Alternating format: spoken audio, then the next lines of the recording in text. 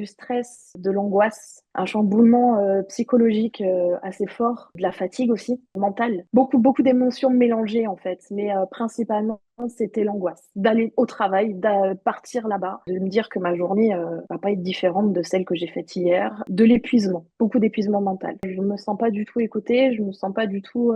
Quand on commence à aller demander de l'aide potentiellement à ses supérieurs et qu'on voit qu'il n'y a pas d'écoute et pas de compréhension, mes émotions ont été décuplées. J'ai vraiment eu ce déclic. C'était fin novembre 2024, début décembre 2024 à peu près, où j'ai commencé à faire des recherches un petit peu partout sur l'entrepreneuriat, sur le freelance. Je savais pas du tout vers quoi me rediriger. Je pense qu'aujourd'hui, parmi tous les nouveaux de l'académie, même les anciens, on est tous passés par cette phase j'ose pas, je suis pas capable. On se pose tous les mêmes questions en fait. Et grâce à vous, grâce à tout ce travail que vous faites derrière, ça nous élève, ça nous fait devenir de plus belles lumières. On ne change pas, on évolue, on grandit, on s'améliore, on a un état d'esprit totalement différent, on parle différemment aussi. Ça nous canalise. C'est un gros travail mental et un gros travail sur soi aussi.